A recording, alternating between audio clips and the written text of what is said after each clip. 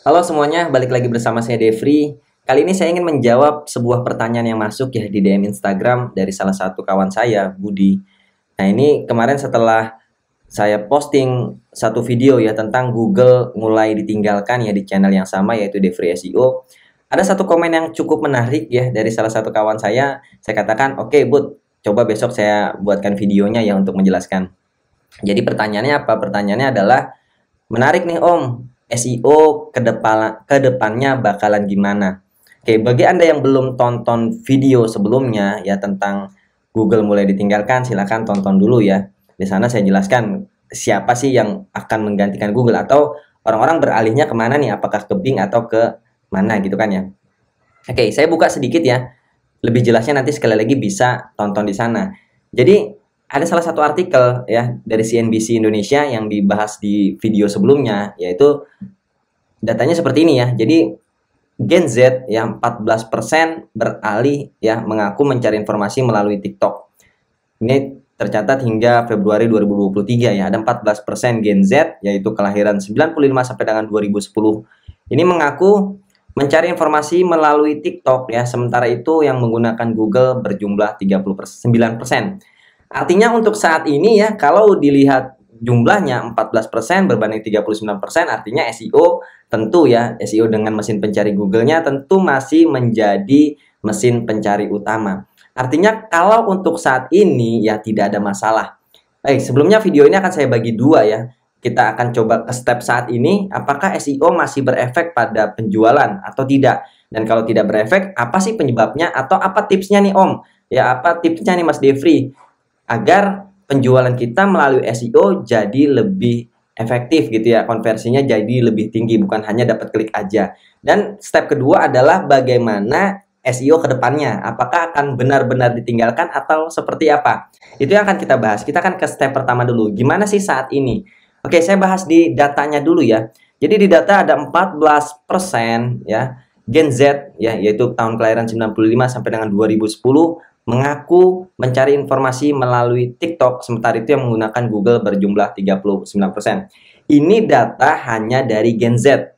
Artinya, ya, 14% ini masih sangat kecil ya kalau cuma kelahiran 95 sampai dengan 2010. Lain cerita kemarin kalau saya katakan kalau memang Anda hanya menarikkan Gen Z aja yang kelahiran 95 sampai 2010 ya, produk Anda atau bisnis Anda hanya menarikkan ini, ya maka ini jumlahnya cukup banyak sih, 14% yang mencarinya melalui TikTok. Tapi masih ada 39% ya, jauh lebih banyak, 2 kali lipat lebih yang masih menggunakan Google. Artinya di Gen Z sendiri ya masih cukup bagus ya SEO ini ya untuk promosi produk menggunakan SEO. Kemudian kita lanjut beritanya. Sementara pada rentang umur lain seperti baby boomers yaitu kelahiran 1946, kemudian 1964, Gen X ya kelahiran 1965, 1976 dan milenial ya kelahiran 1977, 1994 ya tetap menggunakan Google untuk sumber pencarian informasi utama. Jadi kalau digabung semuanya angka 14% tadi akan semakin mengerucut. Hanya saja ya kedepannya kita nggak tahu nih apakah angka ini akan terus bertumbuh atau justru turun. Ya, itu yang belum tahu. Ini kita bahas sekarang dulu. Oke, kalau ditanya lagi, berarti kalau dari data ini gimana menurut Mas Devri? Kalau dari data ini, ya tadi saya katakan 14% hanya dari Gen Z aja, yaitu kecil banget ya. Kemudian 39% Google, dan dari kelahiran lainnya, baby boomers, Gen X, dan milenial, ternyata juga masih menggunakan Google sebagai sumber pencarian informasi utama. Artinya saat ini, dengan dari data ini ya SEO masih sangat menjanjikan. Hanya saja cara mainnya mungkin yang sedikit berbeda. Kalau dulu ya orang misalkan mencari sesuatu, ya kita masuk mencari mesin pencari Google seperti ini. Orang misalkan mencari sesuatu, contoh Anda mencari konsultan SEO, misalkan seperti itu ya. Anda mencari konsultan SEO, nah ini yang di atas ini adalah iklan ya. Iklan. Nah, di sini ada devriansah.net. Perbesar dikit. Oke. Nah, ini ada website saya, devriansah.net ya. Jadi ini iklan, ketika Anda mencari sesuatu, anggap saja Anda mencari seorang konsultan SEO. Dari 2.120.000 hasil nih. 2.120.000 halaman website yang bersaing untuk kata kunci konsultan SEO ini. Nah, Anda akan menemukan beberapa website ya, di atasnya adalah Google Ads yang ada bersponsor seperti ini. Kemudian yang di bawahnya ini adalah SEO. Misalkan Anda menemukan website saya devriansa.net, kita coba buka ya. Ya, Anda misalkan menemukan website devriansa.net. Kalau dulu nih ya kita bicaranya, orang akan langsung percaya ketika website saya ada di halaman 1 Google. Misalkan website Anda jualan produk apapun ada di halaman 1 Google.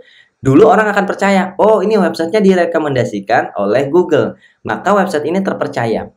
Itu dulu ya. Jadi bisa jadi ketika website kita ditemukan di Google, orang langsung trust dan orang tidak akan ragu untuk membeli di website kita.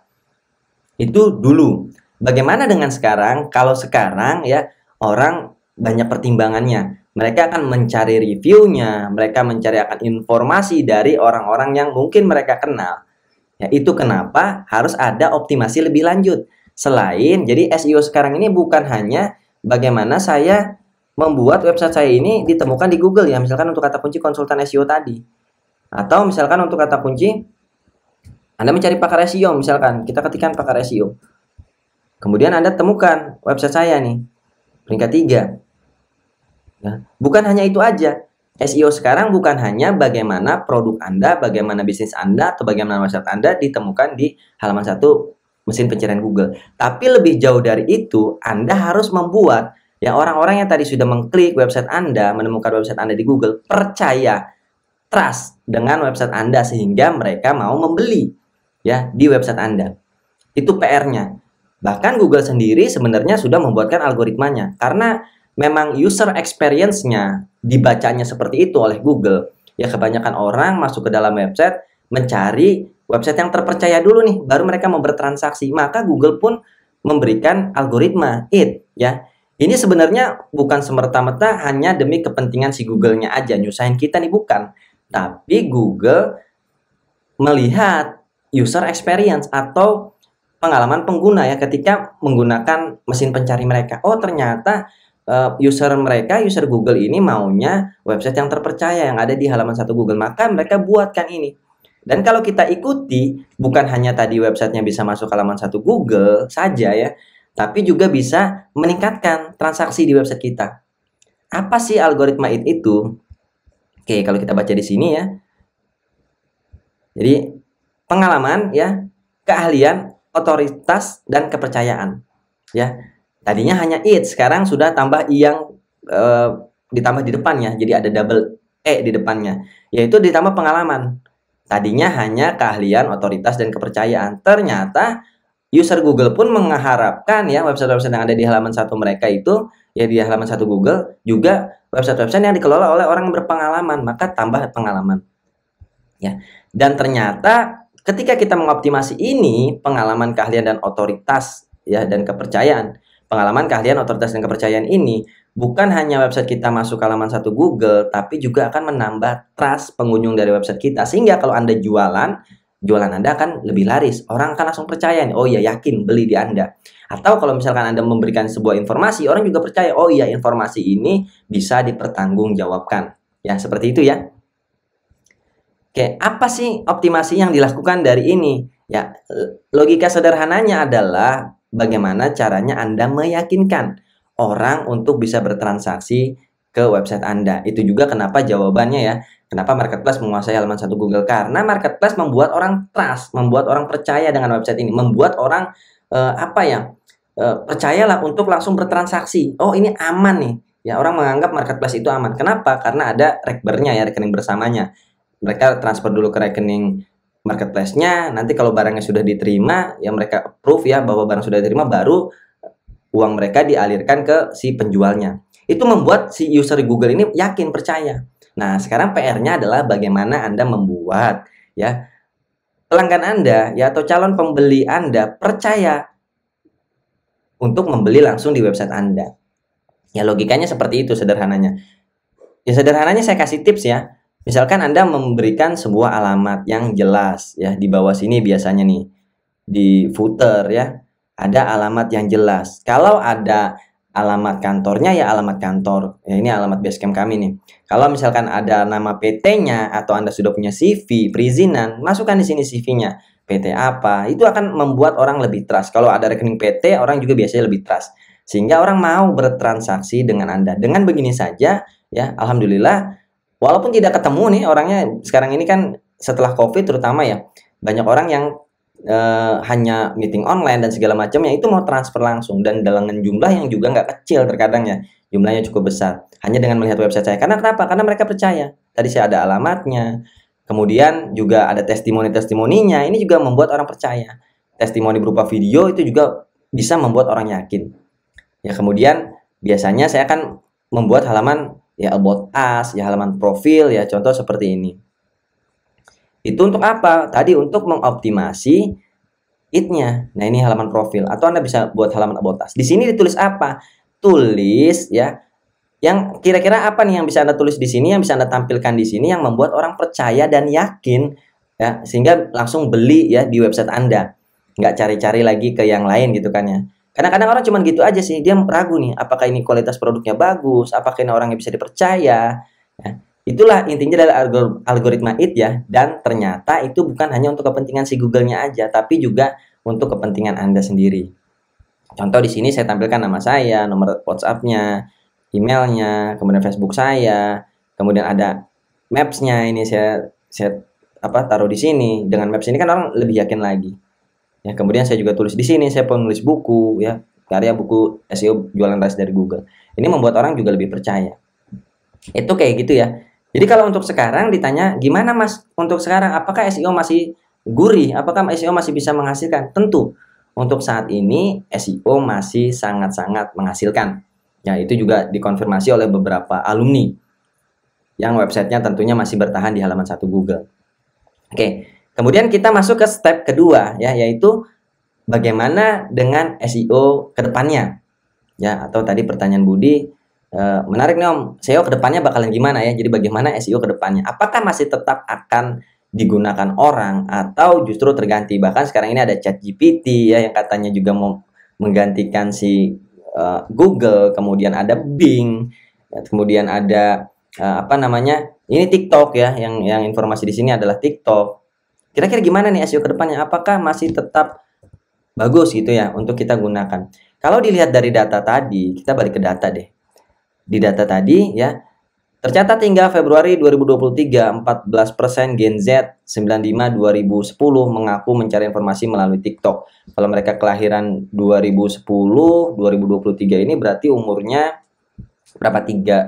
2023, 13 tahun ya, sekitar 18 tahunan ya kalau dari 95. Ya, taruhlah sekitar 18 sampai 24 tahun, anggaplah seperti itu ya. Karena di sini juga tadi ada data yang kemarin saya baca 18 sampai 24 tahun. Bentar, kita cari datanya dulu. Nah, ini ya. 18 sampai 24 tahun. Ya, sekitaran segitu. Kalau misalkan bicara data, artinya ya tentu masih sangat lama untuk mereka si Gen Z ini sampai yang menguasai lini-lini yang cukup penting ya, misalkan mereka jadi pemilik bisnis ya, walaupun ada di usia muda sekarang yang kemudian mereka jadi posisi-posisi yang penting gitu kan di sebuah perusahaan, itu masih lama. Sekitar kalau misalkan mereka paling tuanya adalah 18-24 tahun ya, mungkin kalau 10 tahun lagi baru 34, 20 tahun lagi baru 44 ya, sekitar 20 tahunan lagi. Artinya apa? Ketika kita hitung seperti itu, maka 14% ini mungkin saja akan bertumbuh, dan ini kan banyaknya dari Gen Z. Ketika si Gen Z ini tidak mengganti kebiasaan mereka, artinya tetap seperti ini ya, menggunakan mencari informasi melalui TikTok, maka di umur 44 itu baru mereka bisa menguasai lini-lini yang cukup penting ya, misalkan mereka jadi punya jabatan lah di sebuah perusahaan atau punya sebuah bisnis. Nah, ketika Gen Z-nya ini berkembang dan tetap menggunakan TikTok, apalagi nanti jumlahnya terus bertambah, ya maka bisa saja nanti tergantikan oleh TikTok. Tapi menurut saya masih sekitar 10-20 tahun ke depan. Artinya masih sangat panjang gitu ya. Itu kalau dari sisi si TikTok ya. Kalau dari segi ChatGPT gimana Mas Devri? ChatGPT sudah pernah saya bahas di salah satu live ya. Nanti teman-teman bisa cari di sini ya, Devri SEO di video live ya. Nah, di video live ini, nah ini bagaimana cara menggunakan ChatGPT untuk SEO, cara memanfaatkan teknologi AI untuk optimasi. Apakah ini akhir dari bisnis mesin pencari? Ini kalau nggak salah juga membaca ChatGPT. Ya ada 1, 2, 3 yang teman-teman bisa coba cek tentang ChatGPT. Kalau ditanya apakah ChatGPT ini akan bisa menggantikan Google, ya berdasarkan survei kemarin saat live, ya Rata-rata saya tanyakan begini, apakah Anda mencari produk ya menggunakan ChatGPT atau hanya mencari informasi aja? Ternyata hampir semuanya menjawab mereka hanya mencari informasi. Artinya, ketika mereka mencari produk-produk, mereka tetap menggunakan mesin pencari Google. Langsung ketikkan di sini, produk ya. Tapi kalau informasi masih mungkin bergeser, mereka masih banyak juga yang menggunakan ChatGPT. Hanya saja untungnya ya, kalau misalkan mereka menggunakan ChatGPT, ya itu kan juga tidak ada sumbernya. Mereka bingung apakah berita ini atau informasi ini bisa dipercaya atau enggak. Dan ChatGPT sendiri mengatakan ya bahwa informasi yang mereka berikan bisa jadi salah. Ya, jadi kalau misalkan orang-orang yang memang, oh saya mau mencari sumbernya dulu, siapa sih yang nulis ini, benar atau enggak, mereka tetap akan menggunakan mesin pencari. Jadi seperti itu. Itulah yang bisa Anda lakukan ya, dan prediksi saya masih untuk ke depan SEO ini masih sangat bagus, dan sampai mungkin 10-20 tahun ke depan ya, kita nggak tahu sih kalau udah 10-20 tahun ke depan apakah SEO ini akan tergantikan atau tidak. Oke, itu saja dari saya, semoga bermanfaat ya, semoga juga menjawab pertanyaannya ya Bud. Terima kasih setelah menonton video ini, like kalau Anda suka dengan videonya, dislike kalau Anda tidak suka. Sampai bertemu di konten-konten selanjutnya.